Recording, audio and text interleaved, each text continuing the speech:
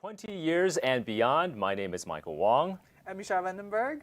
So 20 years ago today, China officially acceded into the World Trade Organization. And you know, Michelle, back then, the then Director General of the WTO, Mike Moore, calling the event one of the most significant events, not only for China, but for the WTO as well as for the world. Yeah. I think the WTO overall, when China joins this organization, we often think about trade. But at a broader level, it's more than just about trade. So much more. It's about China opening up. It's about the development of this country, and it's about China really providing so many more opportunities for the world. That's right. We're also going to bring that generational perspective in terms of what China joining the WTO means, providing that nice contrast between what China was like pre-WTO accession and then post-WTO accession. We've got 3 to 4 fantastic guests who are going to join us and talk about that. From different age groups. From different age groups. To give us different perspectives. But first, how about we share our experience on this topic? Well, we were kind of still kids back then. Well, teenagers, I guess. Well, yeah, young just adults, to lay maybe. it out. Yeah. That we're still young. But Yeah. you weren't even in China, were you, 20 years ago? I wasn't. I was. So do you have any memory of what it was like 20 years ago? So I was studying in North America about 20 years ago, and then I would come back every other year or every single year, maybe after 2007. And for me, you just see the development of this country, right? Yeah. Every single time you fly into Beijing, you can see this city change. And for me, I think it's really, really stark, that kind of change post-WTO. Yeah. For example, in the 1990s, I just remember there wasn't even a proper highway going from Really? the Wow. northeast of China, where I am, to Oh, the okay. capital. But now, infrastructure, you can imagine, right, is unbelievable here in China. Was there even a direct flight to go back to your hometown back then? There was not a direct flight to go back back then. And I remember. So how did you travel? So even back in 2004, I remember, I had to fly into Beijing and then take one of those sleeper trains. Do you remember those green trains those here are in China? Horrible. Yeah, I know what you're talking about. I mean, it's a bit of an experience. It's an interesting experience, right? Because you would board the train at, say, around 8, 9 p.m. in the evening, and then you would wake up the next morning in your destination. And the smell. There was a smell. Well, I mean, it's a unique experience, let's put it that way. Yeah. But it was fun, you know, sleeping on a train. But that was in 2004, which is technically Not not too that long far. ago, It's yeah. not that far Yeah, away. yeah. But now, for example, if I want to get back to my hometown, it's 2.5 hours. Yeah. Right. Yeah, So huge even though we're talking about infrastructure, but overall, in terms of China joining the WTO, in terms of the development opportunities Yeah. that provided to this country, I think that says a lot as well. Definitely, definitely. Yeah. What about you? I was here. I was studying in Beijing, so luckily, and then I left soon after China joined the WTO. So I also remember coming back to Beijing. I didn't have to go through that, like going on the train or anything. But I do remember that back in the day, every year when I came back, I was asked to bring a lot of consumer goods to my relatives and friends. They're very easily accessible these days, but back in the day, it was like, you know, simple things like chocolates and cosmetics and that sort of thing. And now you can buy them very easily in China, probably even, you know, more easily in China than abroad. So that has faded away as time went on. Yeah. Do you notice these things? Same, Like people were same. asking you to bring Yeah. things In the back early and also 2000s, the other way around? Early 2000s, I had requests from family members here in China in terms of bringing back clothing and then certain foods as well. Like chocolate was a Yeah, thing, right? yeah. And then I had a request to bring back a digital camera as well. And then that started to fade away, I would say, after the 2010s, Yeah. early 2010s. Yeah. I stopped getting that request. I think what also was interesting to me back then, so in my hometown, it's a bit of a smaller city compared to, say, here in Right. Beijing. We had a fast food restaurant open in the city. It was a hamburger restaurant. And I can remember this was, I think, also pre-WTO. I think in 1997, I came back one time. And I just remember this hamburger joint was just packed. This wasn't McDonald's. Oh, it McDonald's was wasn't? not in Oh, yet. wow. This was a local hamburger joint. And everybody was just excited about the notion of a hamburger. I stood in line, I remember this very clearly, for about 2 hours Yeah. and just could not get a hamburger because everybody was crowding in to try and get that. I right? remember, yeah, McDonald's being a luxury meal for you only have for birthdays and Yeah. such when we were little, right? So they're just And then now it's, you Yeah. know, it's just, just it's a a fast burger. food. Yeah, it's a It's burger. just a burger. So, and the thing that's fascinating is we're millennials. We're millennials. And again, these are not too long ago experiences. no, Right? Yeah. So certainly a lot has changed post WTO definitely, accession. definitely. Yeah. So how about we bring in our guests to talk about this a little bit more? Let's do that. And let me introduce our guests. We have Hong Hao, who is the head of research as well as the chief strategist at Bank of Communications International. Welcome. We are also joined by Jerry Wu, who is a law student right now, undergrad law student at the Renmin University of China. And then we're also joined by Jennifer, who is also going to be biking around this country, which is such an interesting experience, Jennifer. And Jennifer has a quite fascinating life story that we're going to get to in just a second. Jennifer is American, so it'd be great to get your perspective on all of this as well. Welcome, guys. So welcome. Hao, let me start with you, and perhaps just give us your perspective in terms of what life was like 20 years ago, what China was like pre-WTO accession, and then what you've seen post-2001. Yeah, it was a long time ago, 20 years ago, but, when you look back to those days, it seems so close, right? So you still remember quite vividly what was going on, during the time when China accessed the WTO. I was in Australia, Sydney, Australia at that time. I think before that, there weren't that many Chinese especially mainland Chinese in Australia. And I think the relationship between Australia and China was not very close back then, because Australia is really a mineral producing, a huge mining country. But I think after 2001, so after China entered the WTO, China has become the sort of a manufacturing powerhouse for the world. And it's just sucking in so much commodities produced by Australia. So gradually you can see, more and more Chinese investors and Chinese companies going to Australia to set up shops. Property price went through the roof, and also commodity price, gold price went through the roof as well, and all because China's ascension to WTO. So it was a memorable 20 years. I think both countries has made tremendous stride in terms of economic development because of the spectacular growth China has registered in the past 20 years. Yeah. And Jennifer and Jerry, you two are both, I guess, considered the Generation Z. So you probably were too young to remember exactly what it was like when China joined the WTO. But over the past 20 years, have you experienced any changes in terms of people's perspectives of China, and as well as your personal experience of how the entry, the accession into the WTO has changed your life? So why don't we start with Jennifer? Thank you, guys. Hello. Very happy to be here. China has been a very, very big part of my life. I have been studying Chinese for over 20 years. I actually started learning Chinese when I was 5 years old at my public elementary school. Around the time that China joined the WTO, my public elementary school started offering a Chinese class.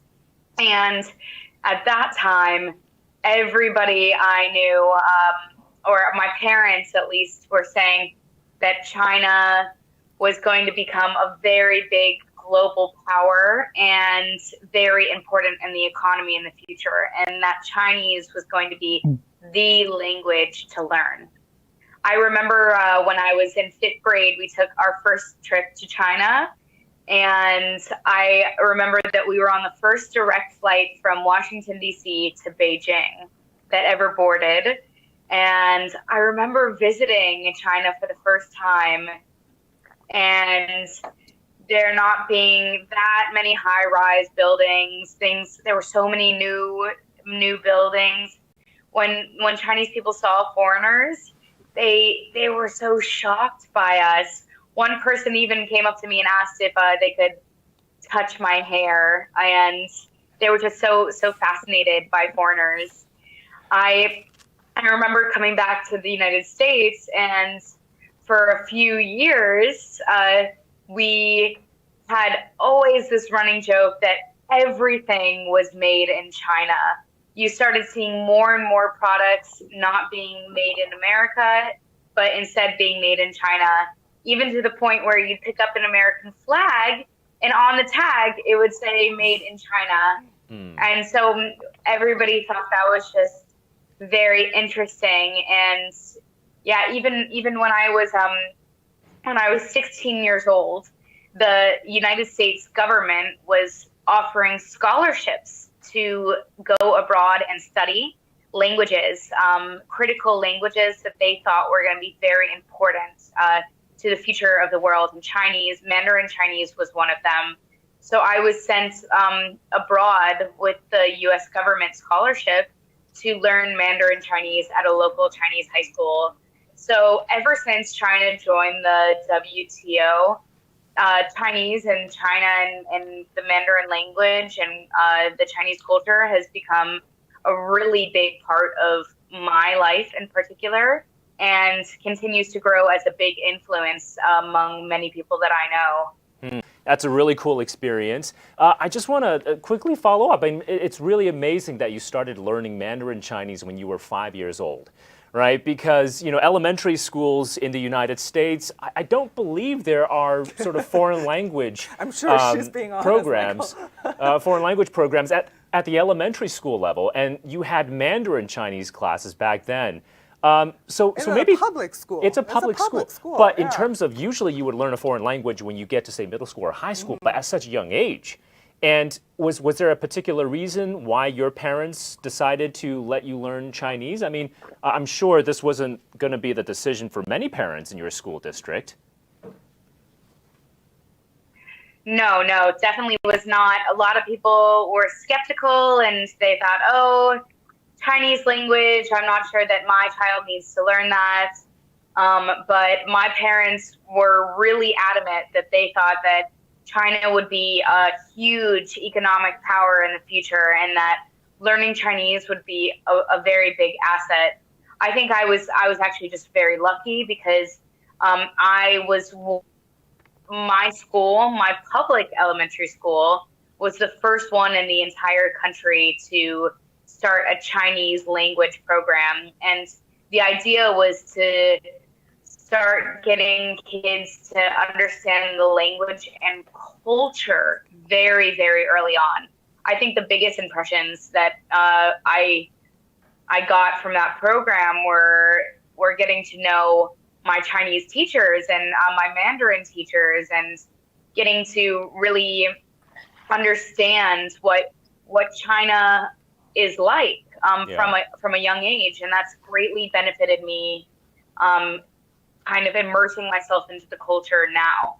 Yeah. How forward-thinking were her parents, Very right? forward-thinking. Yeah. I feel like, Michelle, we need more people like Jennifer, right? Yeah, that definitely. bridge between the two cultures. Because here in China, you see the younger generation, I would say the vast majority of them, they are quite fluent when it comes to English, especially when it comes to reading, when it comes to listening as well. Speaking is getting up there also, but in terms of the number of, say, American students who really understand the Chinese language, and the culture, right? It's just not that many. And you have this perhaps understanding gap, cultural understanding gap, if we have that language gap as well between the two countries. Jerry, let me come to you because you have a fascinating life experience also. Maybe talk to us a little bit about yourself and then how your life has changed in the past 20 years. Okay, thank you, Michael. I was born in Fujian and moved to Hong Kong when I reached the age of elementary school. So my life is kind of similar to Jennifer. I didn't spend most of my life in mainland, but rather in Hong Kong. When I first went to Hong Kong, I was shocked by the stark contrast between Hong Kong and mainland, especially when you compare the skyscrapers and shopping malls to the old shabby town you lived before, wearing decent British-style suits as your school uniform. I start to grow a little pride of being a Hong Kong people, but soon I started to recognize that, okay, mainland is quickly catching up and closing the gap from, or even excelling Hong Kong in certain areas. For example, I was surprised by how life can get so much easier when high technology was incorporated into daily life practices. In the early years, when I need to visit my grandparents in Fujian, the only available transportation for me was the long distance bus. I hated it, but around 2013, the high-speed railway was established and connected Shenzhen and Fujian. The trip now only takes me around 4 hours with clean and fresh environment. I was also impressed by the wide application of e-payments in the mainland. In Hong Kong, we're still using cash and card to pay. And once you get used to the cashless lifestyle, you can't endure a life carrying a wallet. I believe you have the same experience, right, Michael? Yeah. When you're in the foreign countries, yeah. And with the examples that I've mentioned, I realized that, okay, it's time for Hong Kong to learn and follow suit. It shows me the potential of the mainland mode of system, which prompts me to stay humble. And that's why in 2018, when I graduated from high school, I rejected the offer of Hong Kong University of Science and Technology, and rather I chose Beijing as my next destination for my university. Jerry, do you maybe plan to stay here on the Chinese mainland to further develop your career? Would that be an option? Maybe, but what I'm currently thinking is planning is to study abroad, maybe in the US, or maybe I will go back to Hong Kong in the future. I want to equip myself with comparative law knowledge and learn some knowledge from the common law system and become a cross-border lawyer, maybe. Or in the future, I may devote myself into the construction of Great Bay Area, which involves the convergence of more than two systems, the legal system of China, legal system of Macau and Hong Kong. A lot of development potential for the Greater Bay Area going forward. Getting started, the GBA. Yeah, definitely. Now, Hao, let me ask you the next question. So the world, and we all have witnessed the rapid growth of China in the past 20 years after the accession of WTO. Has anything surprised you in the past 20 years? Did everything go as what you expected it, or were there anything that actually stood out for you? I would say that the most surprising development for everybody who witnessed this process really is how the ascension of China into the WTO changed the world economy, especially changed the relationship, the international relationship between countries. So I think back in 2001, just now I mentioned that I was in Australia. But there was also, the year I spent quite a bit of time in the US as well. I spent my time in New York and just run into 9/11. And I think the WTO happened very, very quickly after 9/11. Right? So, in a way, it's a catalyst to propel China entering into this global organization. And once the Chinese economy is into this organization, and you can see a very rapid shifting of production centers and offshoring from US and many other countries going into China. So I think over time, if you were living in the US for the past 20 years, one thing you will notice that, many of the things are, probably made in China. And also, the cost just keep coming down. Right. So, and also, for Australia, such a huge island country, where the external communication and also the import and export business of merchandise wasn't that prosperous before WTO. It was actually booming after that. So I think, and the process has happened so fast. By the time when we get to 2010, which is 10 years ago, right? So I think China is making 2/3 of the global manufacturing goods, especially in the low-end ones, and also the Chinese relationship with foreign countries has greatly improved in the sense that the mutual exchange of culture, students, goods, economics, and services between countries. So in many ways, the Chinese way to change the global supply chain system verified the economic series that Adam Smith developed hundreds of years ago. which is the division of labor and comparative advantage between countries. So I think it's a great sort of example of economic theory at work, and also it's a great process of economic development, not only for China but also for the world as well. Hold on, Jerry. Great point. Jerry, you had a really nice smile going on there when Hao was speaking. Did you want to add something to his comments? No, I just heard he spoke of Adam Smith. I'm recently reading the epic book written by the Adam Smith. And I just that's Which something one? I'm The Wealth of currently- Nations? You're reading The Wealth of Nations? Yeah, right The now? Wealth of Nations. Okay. Yeah. Okay. Jennifer, Jerry, I want to ask you this question. Perhaps you might have not thought too much about it, but the WTO wants you to think about it. It's what is the significance of trade for young people, right? Because I feel, for us millennials and Gen Z, we are used to this world of a material abundance, this world of open, globalized, interconnected trade.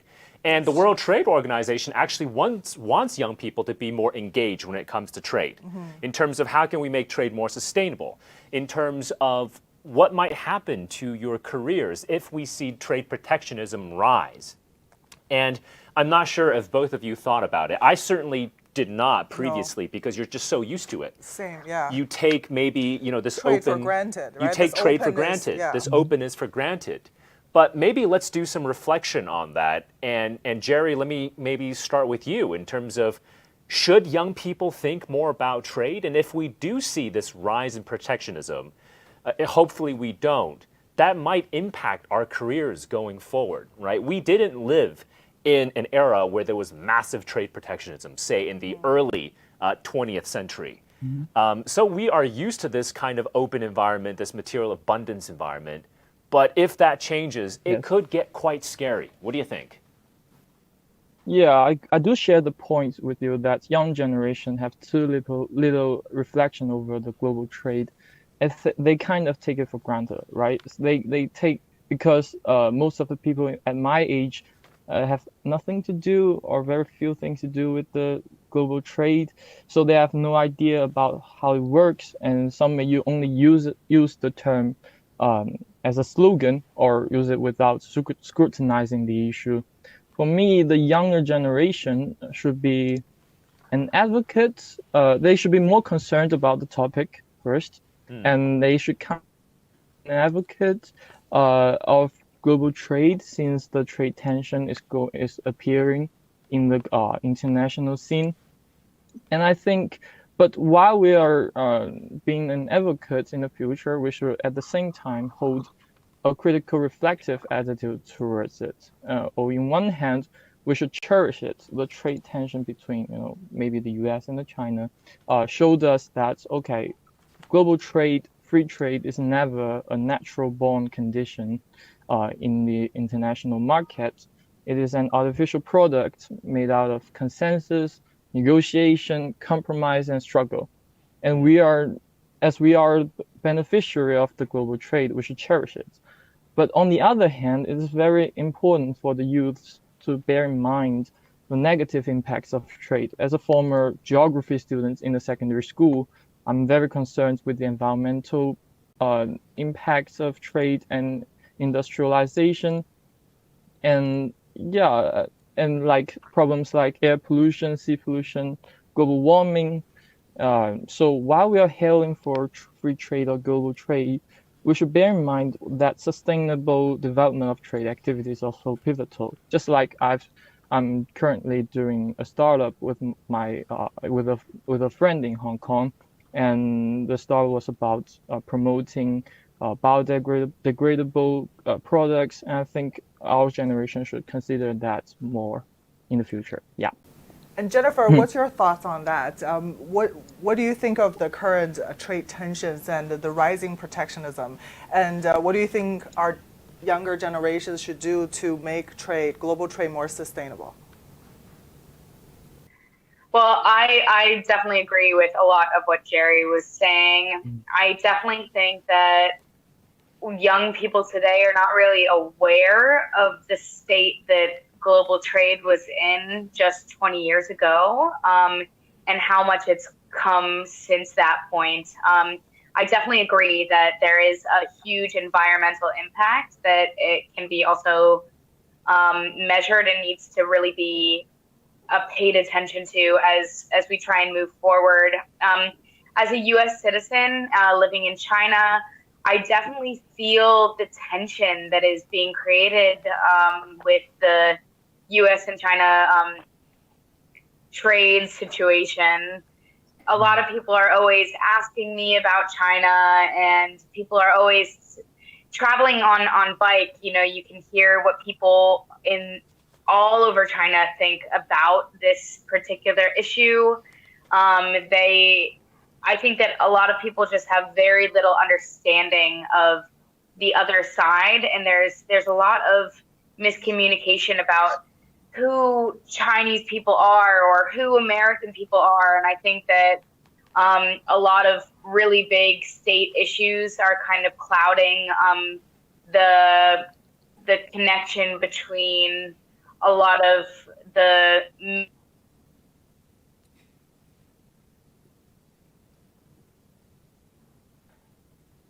there's a lot of confusion that's being created now.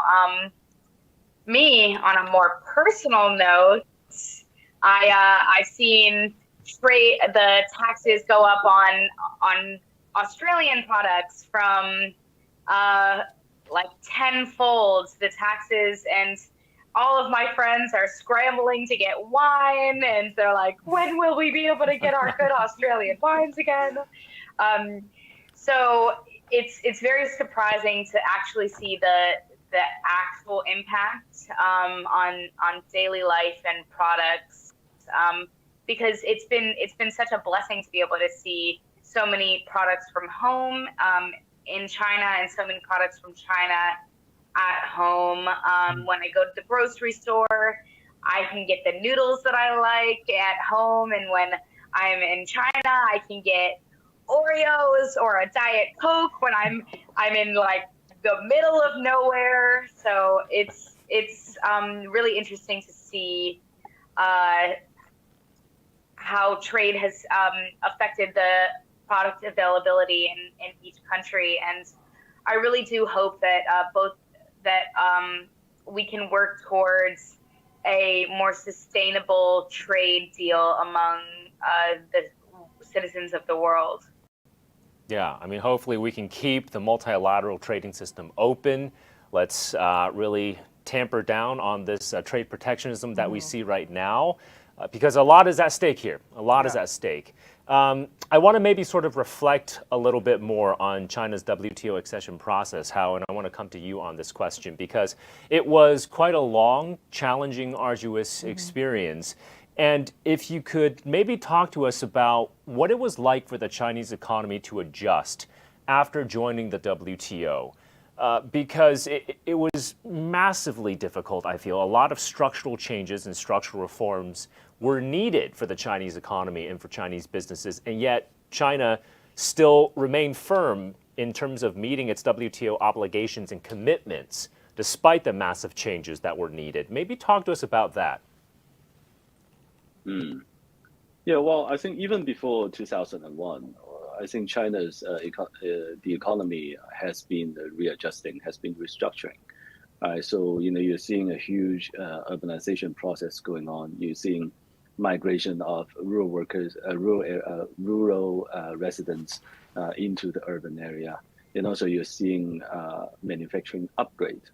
In terms of how the primary industry farmers moving into manufacturing industries. So automatically you get a huge productivity boost. So I would say that after the 1998 SOE reform, get into a WTO, in the sense that the economy and also the people are ready, and they have been making preparation for the accession to WTO.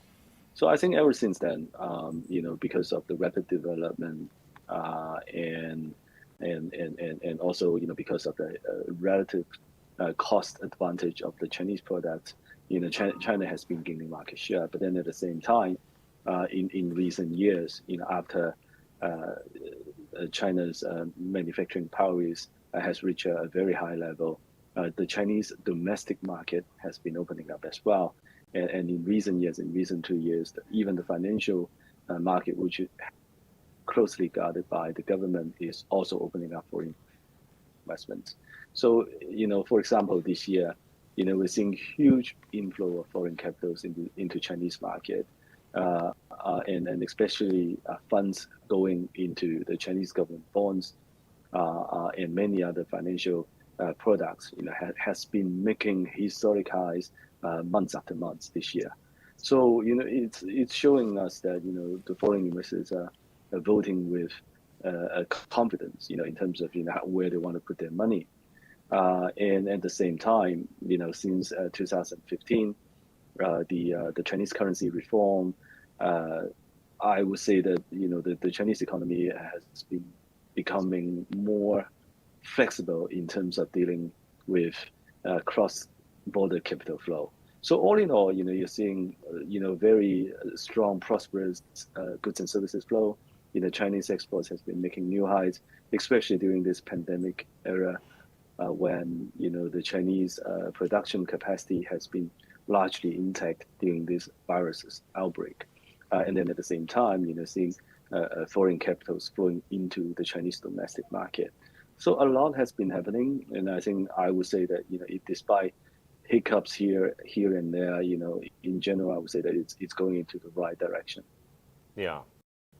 Hal, I'm not sure if you could talk about this as well, because I was reading an article the other day which said, after China joined the WTO, really working with advanced economies and then having this complementary economy in terms of back then China really being sort of providing this cost-effective labor as well to make products, and now it's moving up the value chain. But this 1-2 combination of China and particularly with the United States, this actually provided a lot of development opportunities for the entire world. It's not just about trade, it's about development as well. So post China's WTO accession, China has been the largest export market for least developed countries. And China working with the United States when it comes to trade, that really provided such a tremendous amount of goods and services to the rest of the world that I think neither country would have been able to do by itself. I would say so, and I would say that one can also say that the cheap Chinese manufacturing products has been the driver of the tremendous growth in the U.S. tech industry. Right, so because the U.S. has outsourced lower value-added goods and services production to China, and so the U.S. can be focusing on higher value-added goods and services such as the tech industry. So you can sort of see it in many different perspectives. But I would say that over the past 20 years, the global income inequality has been declining, and I think the major contributor to this decline in inequality has been the rise of China, right? So basically China has been getting people out of poverty and giving the Chinese people a better life. And I think in this process, it actually reduced the global income inequality during this process. So so you can see how this globalization process has changed not just China, but also changed the world and also changed the U.S. economy as well. Yeah, absolutely. Another, I think, very difficult point for China when it joined the WTO, How, is that it really agreed to a lot of, I would say, more stringent measures, more stringent concessions than other developing countries. Of course, when it joined the WTO, it was a developing country. It's still a developing country, but it really agreed to a lot more stringent requirements compared to other developing countries that acceded into the WTO. Maybe talk to us about that. Yeah, well, just a very small example, right? The Chinese yuan, right? So because the Chinese export has been going so strong, you're receiving tremendous amount of U.S. dollar capital flow through your current account into this country. All right, so if you convert it all into the Chinese currency, then the exchange rate will lose control, right? So that is one of the reasons why China has been maintaining a certain level of capital cross-border capital control, but then this practice hasn't been viewed favorably by the U.S. Trade Office, and from time to time there's even danger that China will be labeled as a currency manipulator. But then if you look at the experience from 97 to 98, especially in 97, the Asian crisis, many of the small Asian economies with an open capital account, they were under attack, because they have a freely floated currency, but then they have very little foreign currency reserve.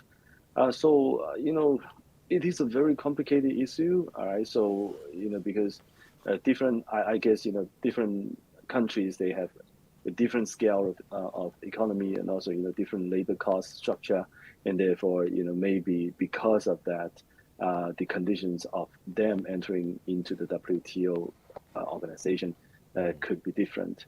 But then I would say that China has done its best to try to comply with the restrictions. Yeah.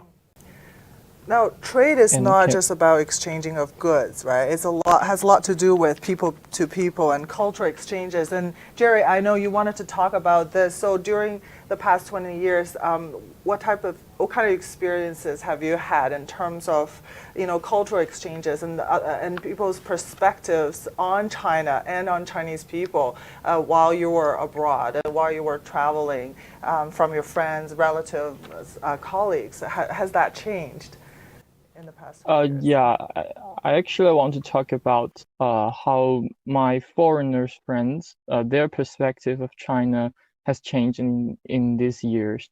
When I'm preparing for this, I actually have an informal interview with my foreigner friends. Here's my observation. Regardless of their attitudes toward China, they all acknowledge the great economic development of China, and they have been praising China's achievements in infrastructures, conquering poverty, and high-tech application. And the economic growth make them become more willing to travel to China. And most of them, after they come, for example, one of my Thai friends, he was astonished by the cultural amusement in China. But they also mentioned that there are rooms for improvement. Some of their points are true indeed. For example, the problem of uncivilized tourists still exists, but some of the accusations are not true, and it reflected the disconnection between people, which Jennifer has mentioned before. For example, an Italian friend mocked me and say, "Oh, the Chinese people actually have ownership to their housing?" And I was like, what are you even talking about? Of course we do.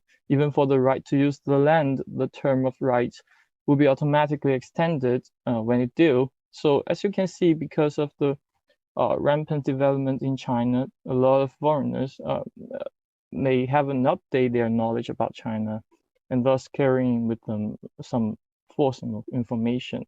And that's my observation. Yeah. A lot of misunderstanding. Right? Yeah, I mean, Jennifer, do you have any Yes. ideas in terms of how we can, I guess, boost the understanding of China and in the United States? I think most Chinese people have a good understanding of the United States, and we need more understanding, I think, from the American population towards China. And of course, we need the world's two largest economies to really at least have a good understanding of each other if we want to make the multilateral trading system work. Do you feel like Americans in general have a good understanding of what Yeah, China is like? that's a really good question. So first of all, I would have to say that I both agree and disagree with your statement that Chinese people have a good understanding of the USA. I think that a lot of well-educated people have a very, very good understanding of the United States. But I've been traveling for the past 3 months on bicycle through a lot of rural areas and places that have just come out of poverty, which I think is absolutely amazing that even in small towns, everybody has a car, besides the point. I think that I often get the question, Americans hate China, right? And you guys only eat hamburgers and pasta. And I have to explain to them a little bit about our culture, and then, you know, my own personal story of, no, I don't hate China. In fact, I love China. I've dedicated my life to learning about China and learning the Mandarin language. And, you know, it's that person-to-person connection and dialogue that I think really makes the biggest difference. There's so much information on the media these days, on smaller networks and networks that are just trying to get views and a hot story out there that are really disregarding the true nature of the relationship between China and the U.S. I actually raised this issue with David Eichmann, who is big in the media and intelligence world between China and the U.S. And I asked him the question, is there anything that we can do to help change this relationship? And he said that, you know, we can start taking to social media and story and just trying to show people the real China and trying to show people what the US is really like, instead of having people be influenced by news or not very reputable sources that may be gaining traction but are not necessarily the authentic representation of what the US or China is. So something I've been doing, even just on a grassroots level, is doing social media efforts and trying to really reach out to people on a person-to-person basis and trying to bridge the gap of understanding, even you know, one person a day that you could have a dialogue with is a step towards the right direction. Yeah. I mean, I totally agree with that point. You know, if we have a sit-down conversation, right? If an American and a Chinese comes together, have a cup of tea, have a cup of coffee, whatever, that will definitely boost understanding. This face-to-face contact, right? So of course, China welcomes a lot more Americans to come to China to understand this country better. And, you know, we have a lot of Chinese in the United States as well. That definitely will boost understanding. The power of social media also. Yes. Makes a big difference. It's a double-edged sword, but let's really try and emphasize the positive elements of social media, right? How I want to come to you and maybe get your observation in terms of how China moved up the global value chain post-WTO accession. We know, of course, it was labeled as the factory of the world when it first began, when it first joined the WTO, but now we are seeing massive changes, I feel, when it comes to advanced manufacturing. It's not just manufacturing now, it's advanced manufacturing and really moving up the value chain. Yeah, that's true. I think, especially in recent years, China has been catching up very fast and moving up the value chain. For example, you know, just a couple of numbers. For example, the semiconductors production. Right, so China is taking 15% of the global production, and I think it's the first time in many years it exceeded the U.S. Right, so the U.S. is producing about 12 to 13% of global semiconductors, and China is producing 15. And there are many of you know, such examples. You know, for example, the solar panel. Right, so China is, you know, outproducing the U.S. 20 to 1. Right, so that is a tremendous, you know, manufacturing progress China is showing right now. And I think as the country is moving up the value chain, is moving towards a new energy driven economic structure. So I wouldn't be surprised to see, you know, this process will accelerate. And I think that is one of the reasons why, you know, President Biden is signing off a new spending budget, you know, trying to focus on high-tech manufacturing and also new energy spending as well. So, you know, China is obviously, you know, moving up. And in terms of mobile phone production, for example, you know, China is producing, you know, well over half of the global mobile handsets. Right, so many of the mobile handsets now are very high-end, high value, and high price point handsets. And also, some of the lower end, lower price point handsets are being exported to African countries, and becoming, I think top two handset resellers, top two handset brands in Africa are from China as well. So it is quite fascinating, to see how, the Chinese manufacturing process is moving up the value chain, in terms of many of these numbers are showing right now. Yeah. Can I join the Go for it. Go conversation? for it, Jerry. I would like to share some of my personal experience. I am not an economist, but yeah, I do have that experience of we're observing China moving up to the higher value chain, especially when when I was in secondary school, like a Form 1 or Form 2 student. When at the time I was using Nokia, and when we talk and the idea of smartphones start to emerge, and at the time I think the only available two option for us is Apple or Samsung, but now if you're talking right now, you have to count some indigenous brands like Huawei, Xiaomi, and Oppo into the competition. Especially I heard from in Asian country or overseas country markets, Xiaomi is performing very good. And also I would like to mention a very interesting example in the field of social media, the short video dubbed with music style of content. We all know that TikTok is took the world by storm. But actually that's not the invention of TikTok. Like short video started with Vine. I believe Jennifer have the experience back in 2009. But Vine ceased to operate in I believe it's 2016. So, and from that example, I see that China is not. It proves that we can not only imitate, we can also innovate. And I see the climb from a learner to a leader, and that's something really surprised me. Yeah. Not just the manufactured goods exports, Yes. but also the cultural exports as well, as the economy grows. For example, many of the Chinese movies are now being shown in the US, right? So the Battle of Changjing, is taking number one box office worldwide. It was quite fascinating, to be honest. I think ever since, early 2000, you're seeing more and more Chinese elements in many of the global movies. I remember there was a year around that time, there was, when Crouching Tiger and Hidden Dragon, took the Oscar.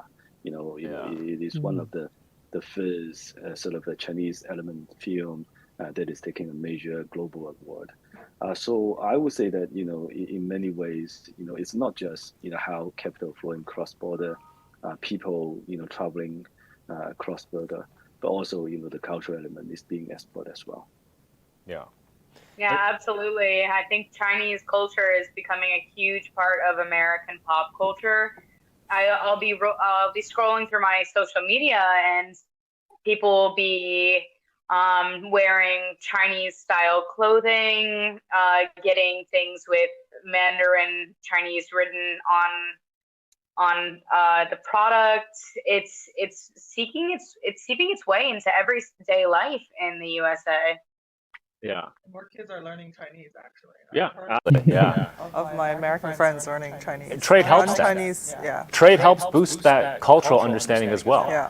And just in terms of looking ahead, I just feel it's so exciting. I always talk about China's middle class because right now this is over 400 million plus strong. And China's disposable income, that's just going to keep on growing. I feel like we're just getting started when it comes to expanding the middle class as well. It's expected to double. And in terms of the market opportunities that provide for businesses all around the world, I mean, that has implications for Jerry and Jennifer as well, being so young. And as China continues to prosper, continues to grow wealthier, that should mean a lot of job opportunities for your generation also. But just talk to us about the market opportunities you see as we maintain this open multilateral trading system and as Chinese consumers and families become even wealthier, more prosperous. It's a huge market. Yeah, well, I mean, historically, one would say that, if, each one of the, 1.4 billion Chinese people buy a cup of Starbucks, so then, that's more than enough to make Starbucks, the biggest coffee company in the world. And Yeah. indeed, it had make it that way. So I think, going forward, as you said, the middle class consumption is rising as well. The Chinese has been consuming more global products, especially in the U.S. Cultural influence in China has been really prominent. For example, everybody knows Spider-Man, everybody knows all the Marvel heroes, and every single one of those movies are box office hits in China, right? So, people love those movies. And I think it is a sign that, the rising middle class, the rising income, they're starting to, appreciate, more and more foreign elements. I think going forward, I would say that, just use coffee as example, right? So coffee drinking, it has been, one of the sort of traits of the middle class in China, right? So because, each cup of coffee easily cost you over 30 yuan. It's not cheap, but then, at the same time, the volume of coffee consumption has going exponentially. So, there's so many opportunities. I would say that, the Chinese consumption sector is going to continue to grow. And besides that, as China opens its financial markets, many of the foreign financial institutions have been moving into China to set up their own investment banks, for example, and fund management business. So, and they're growing very rapidly. Nomura, for example, hire more than 200 staff within a month in one go, when they set up shop in China. So there are many of these examples, JP Morgan as well, Citigroup as well, Morgan Stanley. Now the mainland Chinese market has become, one of the biggest profit contributor for Morgan Stanley. Right, so just so many examples, so much money to be made. So I would say that, going forward, as long as we can maintain a amicable relationship, a cooperative relationship between countries, I would say that the tremendous opportunities that the Chinese market has represent, will continue to offer profitable business opportunity for global investors.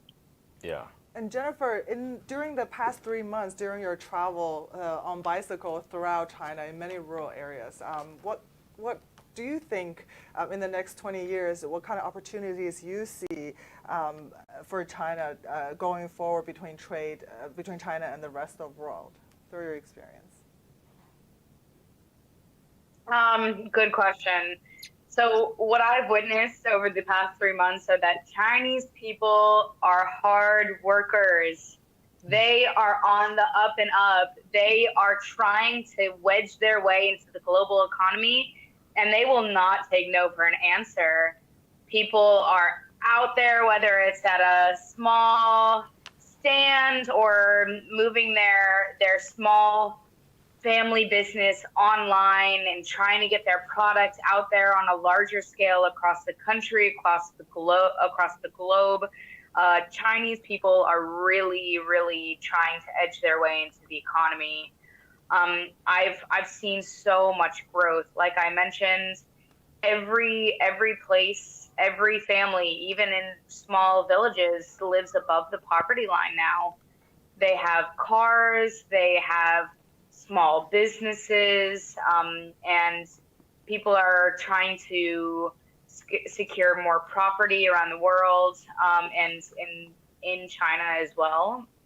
I definitely think that places like the US would be smart to try to improve their relationship and their attitude towards China, because China is going on the up and up no matter what other countries really have to do with it. Their work ethic is quite impeccable. I've definitely seen, because I traveled around China for a little bit 10 or 15 years ago, and the change over these past years is immeasurable. The amount that life has changed in rural areas, especially. You drive through the towns and you see what were once old houses that don't have much infrastructure, being replaced with much nicer air-conditioned or heated homes that have multiple rooms. And that's something that you can't even say for the United States, that everybody has a home to live in. And that's something that China has been doing really, really well with. As far as the future of China, I expect really, really great things with them moving into the world economy and in the next few years. I think that people are starting to learn what people around the world like, and they're adjusting their products and their market to suit not only local but global customers. Yeah, and also speaking about the future, I'm excited about cross-border e-commerce, Michelle. I'm not sure about you guys, but I think we're just getting started when it comes to cross-border e-commerce. I would love to have cherries, let's say, from Washington State here in China, right? I would love to have, fashion from Europe coming into China. More of it. I mean, we have some of this, but more of it, right? Fruits from Southeast Asia, coffee from Rwanda, right? There was a live stream the other day. Cuba, Anywhere, Colombia, anywhere. So the world is the marketplace, and this is such a huge market. I was watching, so there was a live stream the other day with I believe the Rwandan ambassador to China, and within 1 second, I think like 3,000 packets of Rwandan coffee was sold out. In 1 second. So that demand is there, right? So if you have a good quality product, Chinese consumers would want to buy it. And cross-border e-commerce, we're just getting started. China has set up these cross-border e-commerce pilot zones across the country. Right. And if we can unlock that potential, how? I mean, could you speak to us about the potential of cross-border e-commerce and trade in China? Yeah, wow. The example that you mentioned just now is actually quite funny, right? So before the ambassador, even have a chance to say a word, all the coffee beans are gone. Exactly. It was amazing. It was amazing. It really shows how how strong the consumption ability that the Chinese consumer really have, and also historically, because the overseas goods are still relatively cheaper than the prices in China, because of the import tariffs. So when the Chinese travelers go overseas, they spend quite a bit of the budgets on buying foreign goods, especially the luxury goods. But I think as the trade relationship continue to improve and countries continue to work closely together, I can see the import tariff start to come down. Especially in many of the goods that the Chinese customers are willing and love to buy. And I think in that way, you actually get to retain that part of consumption domestically within the Chinese border, and that could actually contribute to the economic growth in China as well. So it is sort of a nice way to change the way of thinking. Instead of taxing people for buying foreign goods, you actually want to lower the tariffs so that you can get to retain the consumption. And I think ever since the pandemic, we're seeing huge growth in cross-border e-commerce companies. Right, so basically people placing their order online with many of these companies, and these companies import foreign goods into the tax-free, the trade-free, the free trade zone, where they have a warehouse there, and they can stock up their goods, and then the goods can be dispatched to the customers at a lower tariff. And this business model has been enjoying huge success ever since the pandemic started to spread, and I can see that because of the benefits that it's able to offer to consumers, I'm pretty sure that it will continue to grow. And I think it's one of the strong examples that cross-border e-commerce will continue to flourish. Yeah, absolutely. I mean, we're just, Jennifer, you wanted to say something? Yeah, I could comment on e-commerce. Through my bike ride, I actually did notice that like Bergh selling things by streaming online has been going crazy popular. It's big in China. Yeah. Everywhere I visit, there's some girl or guy sitting on their phone talking about a product. And I think that's really interesting. I actually even met one guy who was, I don't even know if he likes biking, but he was biking from Chengdu to all the way to Los Angeles followers so that he could eventually market stuff on his channel and be able to self-sustain that way. So people are going out of their way, even to the point where they're thousands of kilometers just to gain followers so that they can market their goods through e-commerce methods. I mean, that's definitely the future, right? New ways to sell on e-commerce, and China is definitely a leader when it comes to live streaming e-commerce. Oh, yeah. Yeah, so I mean, this was a fascinating discussion. We're going to have to wrap up a little bit. And I just feel like overall, Michelle, when we talk about China and the WTO, perhaps the world thinks too much about Chinese exports to the rest of the world, which is great because, right, the world has a wider availability of goods and China has kept global inflation low with its high quality and cost-effective goods. Yeah. But imports as well. We were talking about cross-border e-commerce. And China's weighted average tariff rate for a developing country, it's actually quite low. Yeah. It's just about 1 to 2 percentage points higher compared to, say, an advanced economy. Right? So the opportunities are here. The market is here. The market is here. It's a huge market. Huge market. Yeah. I just feel it's so exciting to be living in this era right now in terms of China and the WTO. Yeah. And we will definitely see another fruitful 20 years of China and the WTO and beyond. Yeah.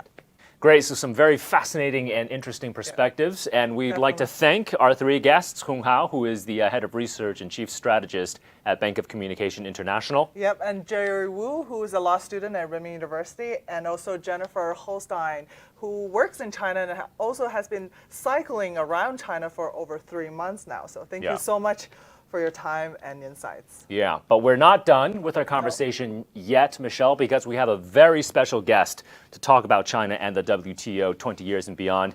We now welcome Professor Jin Canrong, who is a professor at the School of International Studies at the Renmin University of China. Professor, welcome. Thank you so much for joining us, Professor. Hi. Hi. Professor, let me begin by asking you, maybe give us an overview in terms of how China contributed to the global economy after joining the WTO in 2001. I think since China joined, since China re-entry the WTO, I think it's a very typical win-win situation. On one side, we benefit a lot by entering WTO because we have to change ourselves. Right? China actually is a model student. We just accept what WTO want. Then we start wide and deep reform. And this reform greatly improve our efficiency of economy. So that's one side of the situation. On the other side, China also contribute to the growth of world economy. According to World Bank, in the past 20 years, China contribute most high percentage of growth. You know, average contribution in the past 20 years is that China's contribution to the world economic growth reached to 30%, higher than any other countries, including United States. That's one thing. And the second thing is that China changed itself, then contribute the world economy also. There is a very special way for China to contribute to the world, you know, because China owns huge population, right? Nearly account for 1/5% of world population. So a very special way for China to contribute to the world is that by changing itself, China changed the world. Yeah. And as for the economic side, 20 years ago, China's GDP only accounted for 4% of world GDP. But last year, China's GDP accounted for 17% 17.4% of the world. So you see, China improved itself, and China also contribute to the major moment economic growth. Yeah. Professor, could you maybe talk a little bit more about China's experience after joining the WTO? Because you said it needed to reform itself. And I feel this was such a massive change that was needed. There was a lot of structural adjustments that were needed. And yet Chinese companies, I'm sure many of them felt, okay, what's going to happen after we face such strong competition from the world? And yet they took this challenge. They took it as an opportunity to reform itself. China didn't blame anyone after it joined the WTO and it needed to make changes. Whereas today, we perhaps may see certain countries blaming other countries for the multilateral trading system. China didn't. China's economy and its companies just adjusted and made this challenge into an opportunity. Back to 20 years ago, as I noticed, many Chinese people really, anxiety about the incoming competition. Yeah. Some people even feared about the future because people believe our agriculture, our chemistry industry, and automobile industry, and many others will under, severe pressure from the competitor of outside the world. So I have to say, back to 20 years ago, many people not as confident as today. Many people they don't believe, including myself, not that confident about the competitiveness of our industry. Yeah. So we feel very uncertain future at that time, 20 years ago. But thanks for the effort of Chinese people and Chinese entrepreneurs, and thanks the the effort of our government. So I think China did a very good job. Yeah. We accept the regulation of WTO. As I know, China just gave up 178 different laws, just to give up. And we substantially changed our laws around a little over 700. And then another 2,000 laws, original laws, changed to some extent. So China experienced great change. But all this change is in accordance with the regulation of WTO. And from long-term viewpoint, it's a painful process, but it's a useful process. Yeah. The result is a big improvement of Chinese economic efficiency. Yeah. So what I can say is that we have fear 20 years ago, but after 20 years finished, we have to say our people, our entrepreneurs, they did a very good job. Like you just said, right, even you were kind of skeptical 20 years ago. Did things turn out differently than what you expected? Anything surprised you over the 20 years? Yes. To some extent, that one reason is that, many Chinese scholars at that time, they know something happened in the United States. Because 20 years ago, most Chinese really admire United States, admire the West. So they quite a lot about the theory, economic theory of the United States. But we're not very familiar with our grassroots economy. We not really get involved with our, development at the grassroots level. So then that kind of, experience led us to have some misunderstanding. But fortunately, I think one secret of Chinese economy is that the people, the average people at the grassroots level, they are very devoted to their job, and they really smart people.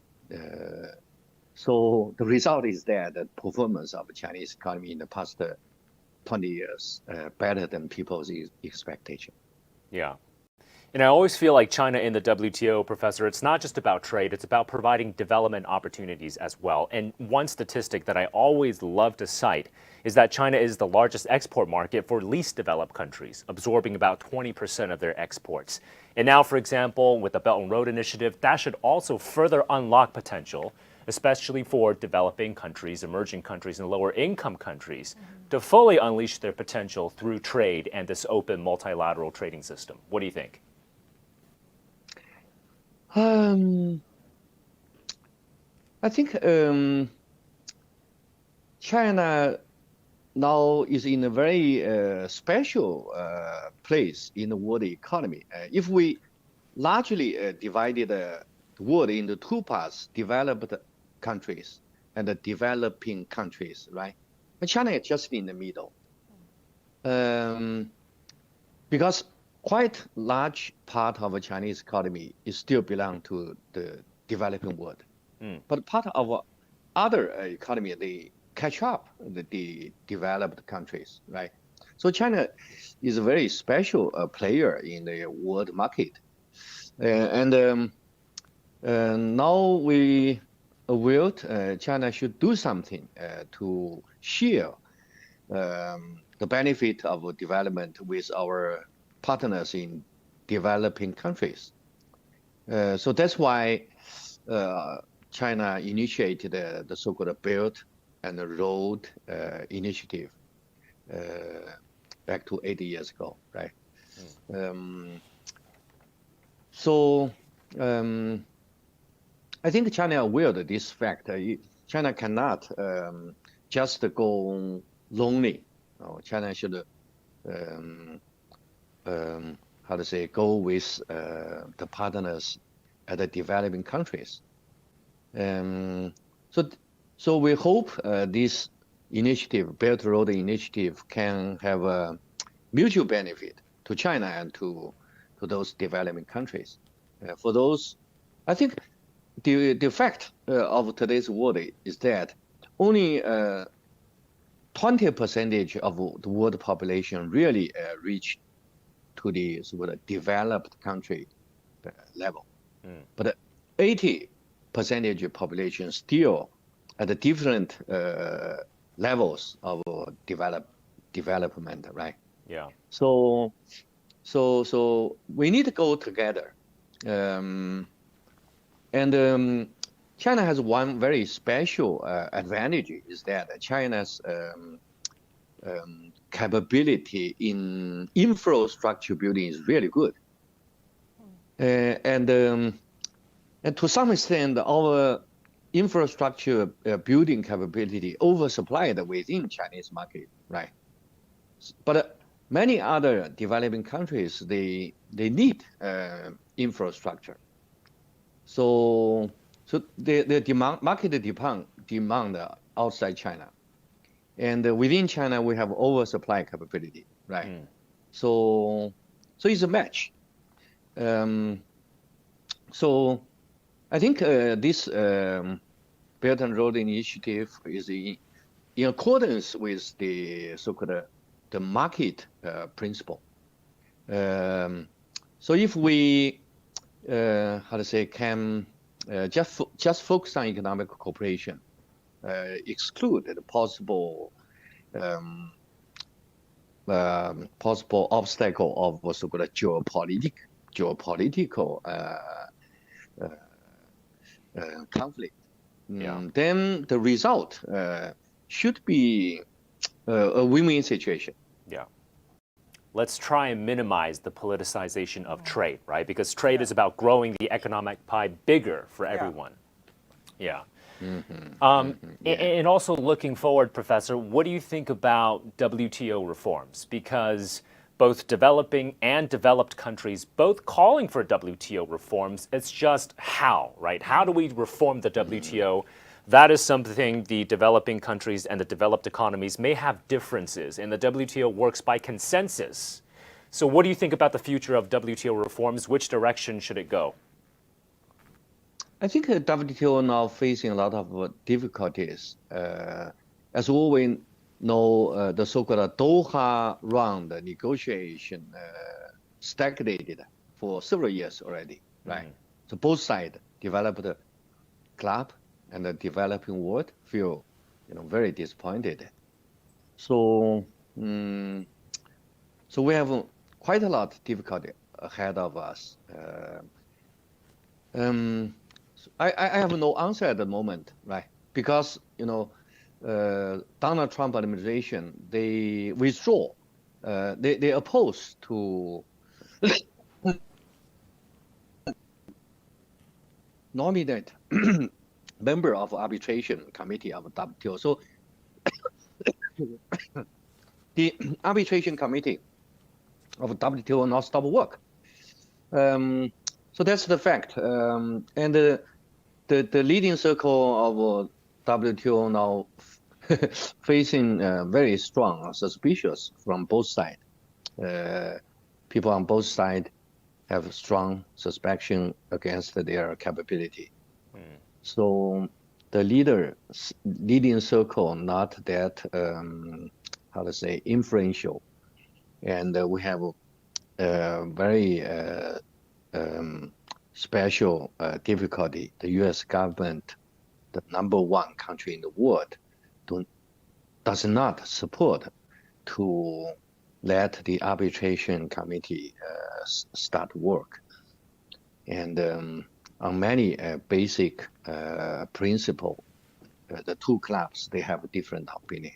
And even within the developing countries, we have different groups, right? Yeah. The country like China, Vietnam, India, we are very strong at exportation. And we have different opinion with those developing countries. They, they are not that of competitive in exporting. So what I can say is that the WTO, the future of WTO is very uncertain. We hope those problems can be resolved in near future, and the Doha round can go forward.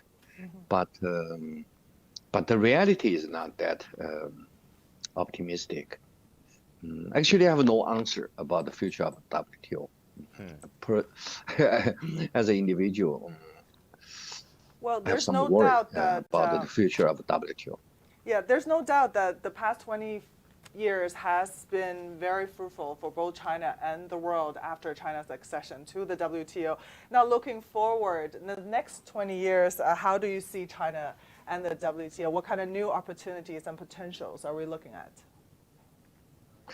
I have no answer at the moment. What I can say is that China believes at the moment WTO is the best forum to coordinate the macro economic policy. But unfortunately, at the trade area, there is another trend, and that is fragmentation.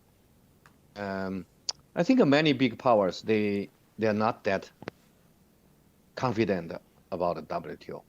Then they focus more on the so-called regional cooperation. Try to find a more convenient way to push multilateral economic cooperation forward, because WTO is a global forum, right? The representative is very good, but the efficiency is not that good. So then comes a new trend. Many big powers, they try to focus on the more workable way. So then they more focus on so-called regional cooperation. Yeah. So that's the immediate danger ahead of us. One final question, and then we're going to let you go, Professor Jin. It's just that the opportunity, the market potential here in the China market, I feel is absolutely huge. And we hope the best for the WTO, right? Because China's position is that the WTO is the cornerstone of the global trading system. So let's hope reforms work out for the WTO. But what is certain is the market potential of China as it continues to open up wider to the world, as it continues to work its way through the multilateral trading system. What do you think? China benefit from opening our market. So by this learning process, China now become a most important advocate of free trade. The U.S. go to the other direction, right? Especially under the Donald Trump administration, U.S. become quite selfish. His slogan is American first, buy America, hire American. Very selfish. So that's that leads to some setback of globalization, right? So Yeah. that's very unfortunate. But China determined to go forward because the reason is very simple. China benefit from the globalization, from the opening up of our market. So China will go forward. And another good news is that very possible this year, 2021, China's retail market will be number one, replace United States. That's very important, right? The whole world, the manufacturing industry in the world oversupplied on most areas. So the demand is very important, the market is very important. And then now China owns the largest retail market in the world, and China would like to open its market. So that's the good news for the coming days, world economy. Yeah, exactly. So China could be the largest consumer market in the world 2021. If not 2021, I think very soon, because very soon, the very soon. scale of China's market is there, and the middle It's class is still growing so quickly. from 400 million plus, that could double in the coming years. So the potential here is the consumption absolutely power. massive. Yeah. Yeah. Okay. So thank you so much, Professor Jin Canrong, for your time. Jin Thank you. Canrong, a professor at the School of International Studies at the Renmin University of China. Thank you so much. Thank you again. For your insights. Thank you. Thank you. And of course, we also want to thank all of our guests who joined our conversation today. I mean, this is certainly a fascinating topic, and looking forward to what the China and the WTO relationship will look like in the next 20 years and beyond. Yeah. And also seeing what has happened in the past 20 years, so much has happened. Yeah. So many experiences that we heard today were so fascinating, right? And then the changes that they all witnessed in the past 20 years. Yeah, and I think what's really exciting is the Chinese consumer market. This will be definitely a major growth driver in the future, and we certainly wish the world economy will remain open and have that multilateral trading system, so really everyone can benefit from trade, So because win-win a for win-win, everybody. because trade grows the economic pie Of course. for all. All right, and that's going to wrap up our special program, China and the WTO, 20 years and beyond. I'm Michael Wang. I'm Michelle Vandenberg. Thank you so much for all the viewers as well for joining in today. And we'll see you again next time. Bye. Bye-bye.